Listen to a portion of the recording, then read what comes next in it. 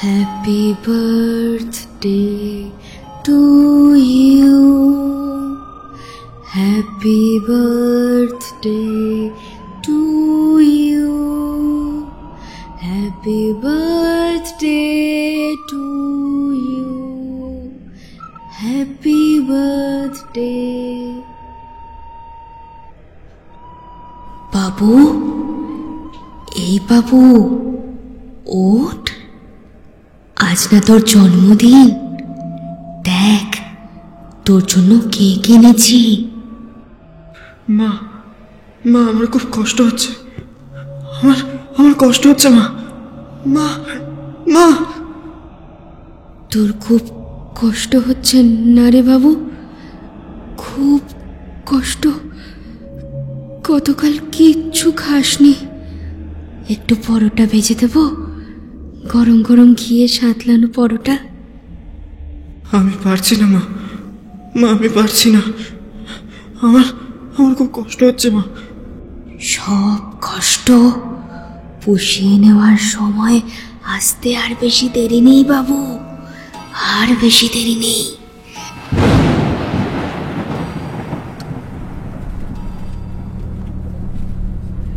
বহু বছর পর কান্তিপুরের উদ্দেশ্যে রওনা দিয়েছি। হাতে বিয়ের কার্ড, হলুদ সিঁদুরে মাখানো এই সুদর্শন কার্ডটা আমার বোন সুরঙ্গনার বিয়ের। আর বাড়িতে বিয়ে মানে আত্মীয় স্বজনদের নিমন্ত্রণের একটা বড় ঝক্কি থেকেই যায়। তবে কান্তিপুরে যে কোনো দূর সম্পর্কের আত্মীয় থাকে ঠিক তেমনটা নয়। আমার বড় দিদি অঙ্গনার বাড়ি। আজ প্রায় তাও বছর 13-14 হয়ে গেল কান্তিপুরে আমাদের যাতায়াত নেই। কেন নেই সেসব আর মনে করতে চাই না। একমাত্র বোন সবুর বিয়ে বলে কথা, তাই তো সবার বারণ সত্ত্বেও আজ আমি কান্তিপুরের পথে। তাই বিকেল বিকেল বাস ধরেছিলাম। ভেবেছিলাম যাওয়ার আগে ফোন করে জানিয়ে দেব, ফোনটাই লাগলো না। এত বছরে নাম্বারও বদলে গেছে হয়তো। আজ রাতটা ওদের বাড়ি কাটিয়ে কাল সকালেই বেরিয়ে পড়ব। এখনো অনেক নিমন্ত্রণ করতে হবে। চাঁদের নরম আলোয় দেখলাম দূরের গ্রামগুলোয় মাথা তুলে রয়েছে ধানের ক্ষেত। পুকুরের জল ঝিকমিক করছে মাঝে মাঝে। সহসা একটা বচসার আওয়াজ। ঘাড় ঘুরিয়ে পিছনে তাকালাম। বেশ লম্বা গোছের একটা লোক। ধুলিমলিন শতচ্ছিন্ন জব্বা পরা লোকটার মাথায় উস্কো খুস্কো চুল, গাল ভর্তি দাড়ি। আপনি 20 টাকা ধরালেন যে, বাকি 10 টাকাটা কে দেবে শুনি? আমি তো বলছি কাল দিয়ে দেব, এই বাসেই উঠব। আজ আমার কাছে টাকা নেই। আর কোথা থেকে দেব বলো তো? তা টাকা নেই যখন বাসে উঠেছেন কেন? এ বাস থামা, বাস থামা, বাস থামা। ভাড়া দেবে না, ফ্রিতে বাসে চাপবে। বাপের জমিদারি পেয়েছে একেবারে। লোকটার মাথা হেঁট হয়ে গেল সাথে সাথে।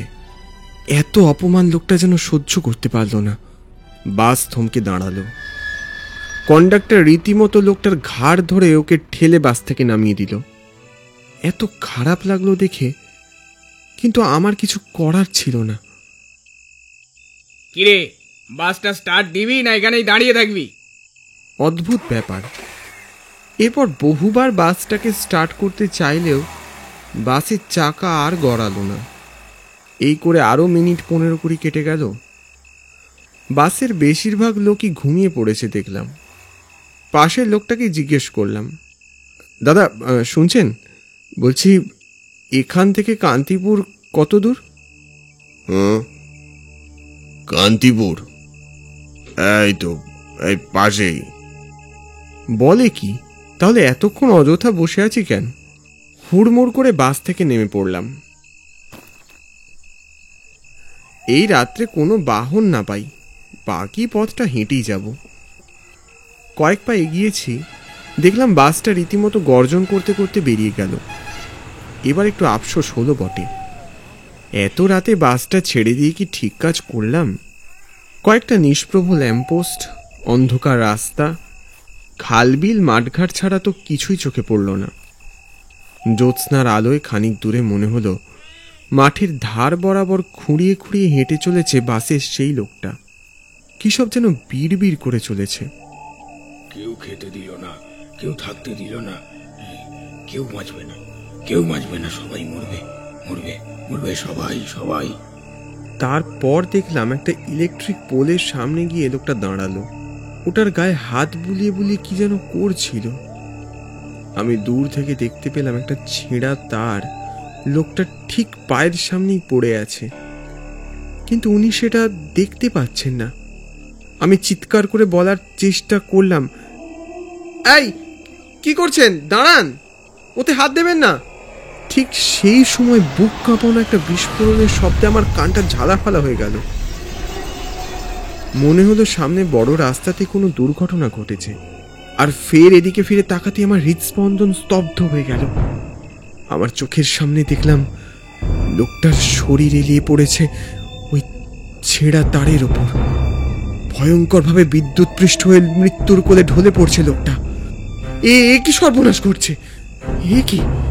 মুহূর্তে আমি ছুটে গেলাম সেদিকে, কিন্তু অন্ধকারে সেই ভাঙা ল্যাম্পপোস্টের কাছে পৌঁছে হতবাক হয়ে গেলাম। লোকটা কোথায় গেল? আমি ঠিক দেখছিলাম তো। পিছন ফিরতে একটা জরাজীর্ণ তেতলা বাড়ি দৃষ্টিগোচর হলো। উজানতরি। বাড়ির বাইরের ফলকে অস্পষ্ট একটা নাম। মিনিট খানেক পরে মাথায় তড়িৎ গতিতে খেলে গেল বিষয়টা। ও, এটাই তো বড় দিদির বাড়ি। এতক্ষণ চিনতে পারিনি কি করে, যদিও এতকাল পরে এমন ভ্রম স্বাভাবিকই বটে। জায়গাটা অনেক বদলে গেছে কালে ভদ্রে, একদম চেনাই যাচ্ছে না। যতদূর মনে পড়ে এর আগে জায়গাটাকে এতটা নিরিবিলি দেখিনি। এগিয়ে গেলাম। অদ্ভুতভাবে তখনও পিছনে সেই লোকটার কোনো অস্তিত্ব খুঁজে পেলাম না।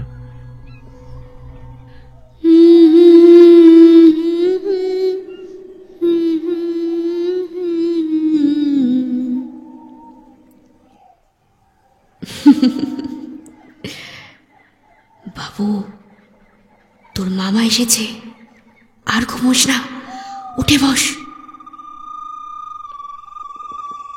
হাত ঘড়িতে 12:30। গেটের সামনেই একটা পোস্ট বক্স। একটা তীব্র ঘ্রাণ তখন থেকে পাচ্ছি। বাড়ির চারদিকে ম ম করছে সেই সুবাস। দিদি, বর্দি! আরো এক আধবার ডাক পারতেই গেটটা খুব শব্দ করে খুলে গেল।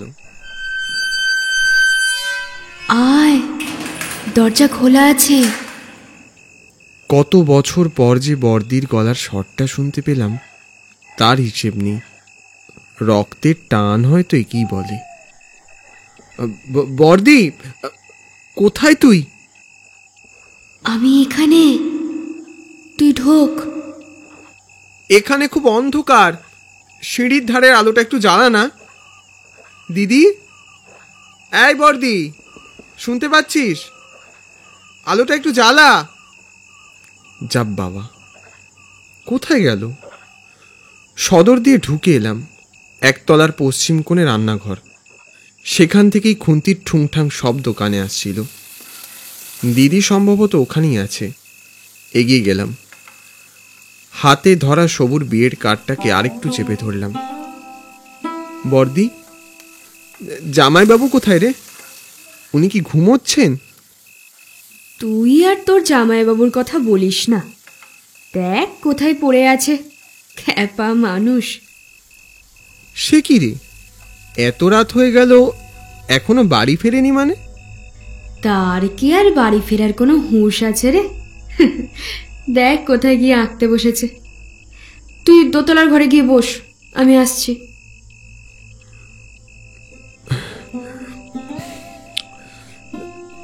দিদি, তুই আর সেসব দিনের কথাগুলো মনে রাখিসনি তো? মানে সত্যি করে বলবি কিন্তু। অন্ধকারে বাড়িতে চারদিক কেমন শূন্যতায় ভরে গেল। দিদি, এই দিদি, দিদি, দিদি! সারা বাড়ি খুটখুটে অন্ধকার। সিঁড়ি দিয়ে যখন দোতলায় উঠলাম দেখলাম কাঠের দেরাজের ওপর একটা লণ্ঠন রাখা। আশ্চর্য, লণ্ঠনটা তো জ্বালাতে পারত। পকেটে লাইটার ছিল, লণ্ঠনটাকে জ্বালালাম। খানিকটা আলো ছড়িয়ে পড়ল দালানের উপর। দেখলাম জামাইবাবুর করা কতগুলো পোর্ট্রেট দেওয়ালে টাঙানো। সেগুলোতে মাকড়সায় জাল বিছিয়েছে বহুকাল। আরেকটা পোর্ট্রেটও সেখানে দেখলাম, নিখিলের পোর্ট্রেট। চন্দনে সাজানো কপাল, রজনীগন্ধার মালা শুকিয়ে গেছে বহুদিন। চৌকাঠের সামনে দাঁড়িয়ে দেখলাম ঘরে একটা শতচ্ছিন্ন বিছানা, আরেকটা মেহগনি কাঠের ড্রেসিং টেবিল। লণ্ঠনটাকে টেবিলে রেখে বিছানায় এসে বসলাম। এত বড় বাড়ি, তবু কেমন যেন শূন্য চারপাশ। মামা, আমি কি উঠে বসবো? কয়েক সেকেন্ডের মধ্যে আমার পিলে চমকে উঠল। সারা শরীরে একটা ঠান্ডা হাওয়া যেন মুহূর্তের মধ্যে খেলে গেল। আমি কার কণ্ঠস্বর শুনলাম? পাশ ফিরে তাকাতেই এক লাফে উঠে দাঁড়ালাম। নিখিল! এ কি করে সম্ভব? কি হলো মামা, উঠে পড়লে যে? বসো না, বসো।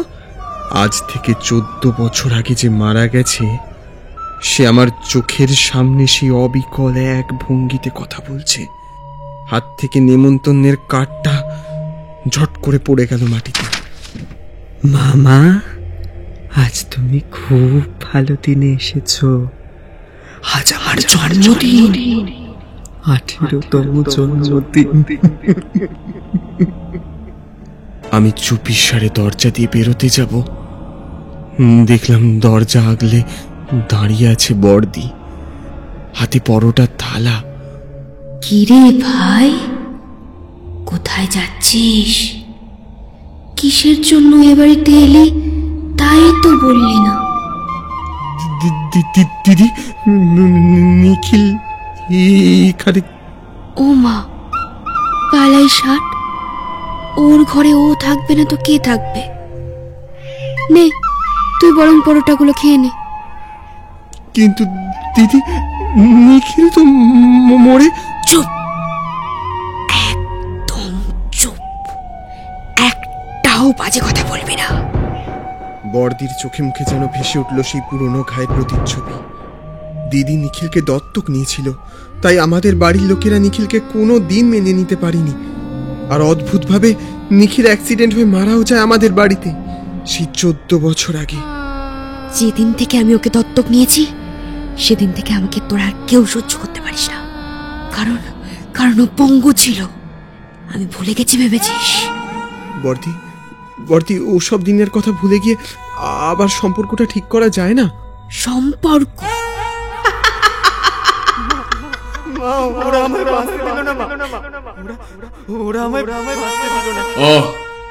অঙ্গনা, সব কথা কি ওকে দাঁড় করিয়েই বলবে? ওকে একটু বসতে দাও। চমকে উঠলাম, তখন বাসে চিনতে পারিনি। ইনি তো আমার জামাইবাবু। ওনার এরকম রূপ আমি আগে দেখিনি। সেই ল্যাম্প পোস্টের কাছে ইনি তো লুটিয়ে পড়েছিলেন।